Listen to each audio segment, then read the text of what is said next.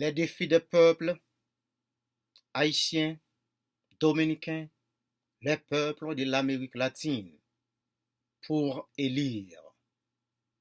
Il est nécessaire pour que chaque citoyen prenne conscience de l'importance de son rôle d'électeur. Le peuple des pays de l'Amérique latine, le peuple haïtien, le peuple de Saint-Domingue, pour ne citer que quelques-uns, sont incapables de choisir un président qui tient compte des aspirations profondes du peuple et des besoins réels de la nation. La misère de ces nations dépend de ses électeurs. Choisir un président devrait être un événement important, un choix qui devrait être effectué méticuleusement par le peuple de ces nations. Malheureusement, plusieurs ne fournissent pas importance aux élections. Ils votent irresponsablement. Au point de vue démocratique, toutes les personnes qui sont qualifiées pour aller aux urnes doivent profiter de cette occasion pour participer dans la politique de leur pays. Dans les pays de l'Amérique latine, Haïti, Saint-Domingue, le président de la République est le personnage de l'État le plus important du régime constitutionnel. Conséquemment, le peuple doit sélectionner leur président minutieusement. Il faut le choisir avec la tête, mais non le cœur. Il faut que les peuples des pays de l'Amérique latine, Haïti, Saint-Domingue, apprennent comment choisir un président qui n'a pas des ambitions personnelles, qui n'est pas un farceur, mais d'élire un président qui a des aspirations profondes du peuple et des besoins importants, concrets de la nation. Les intellectuels des pays de l'Amérique latine, Haïti, Saint-Domingue et les autres pays dans le monde doivent aller aux urnes afin d'éviter de participer dans la destruction de leur pays, afin d'éviter de commettre un crime contre leur pays, lequel est un crime de haute trahison.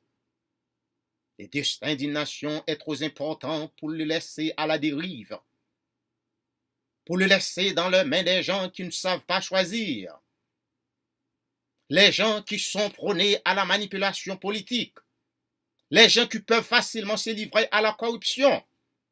En effet, chaque citoyen d'une nation a sa pierre qu'il peut poser dans le monument du développement de son pays, à condition de savoir où cette pierre devrait étaler. Chaque citoyen d'un pays a une place qu'il peut occuper dans la fabrique sociale de son pays. Et cela est la condition indispensable et préalable du succès. Jean de La Valente disait: le plus difficile n'est pas de faire son devoir, c'est de savoir où il se place. La démocratie est un système politique de libre arbitre, dont les élections jouent un rôle prépondérant. Nul ne peut ignorer la volonté libre de l'homme est un don de Dieu, mais elle a ses conséquences. Saint Augustin disait: la volonté libre est un bien dont l'homme peut certes abuser, mais qui fait aussi la dignité de l'homme. Les intellectuels du monde, je m'adresse à vous spécialement. Votre volonté libre paraît construire votre dignité, celle que vous pouvez utiliser aux urnes pour changer votre pays. Mais il faut que vous utilisiez aussi cette capacité pour aider les voteurs qui ne savent pas bien choisir. Les gens que ces décisions peuvent conduire le pays à la ruine. Les gens que ces décisions peuvent torchonner le pays. Les gens qui font voir le pays comme un risible, dont la communauté internationale se moque d'eux et la nation. Les intellectuels consciencieux, je ne parle pas des intellectuels boiteux, doivent savoir le choix d'un mauvais président, un homme vil, pourrait causer des dégâts, la honte, la destruction, l'immoralité, la corruption, la prostitution, le népotisme, l'injustice. Et c'est pourquoi que chaque citoyen instruit doit utiliser son influence de sa famille, ses amis et dans sa communauté afin de mettre garde de maintenant et jusqu'aux élections, contre des choix qui peuvent susciter la honte pour le pays. Il faut aider le peuple à distinguer les vrais des faux prophètes, pour ne pas répéter les mêmes erreurs, pour ne pas causer des accidents historiques, pour mettre fin à cette crise chronique de légitimité et de donner le pays toute chance de reconstruire. Les peuples du monde doivent éviter de voter pour les gens qui ne vont pas considérer le problème de leur pays à cœur. Proudhon disait, il faut avoir vécu dans cet isoloir qu'on appelle Assemblée nationale pour concevoir comment les hommes qui ignorent le plus complètement l'état d'un pays sont presque toujours ceux qui les représentent.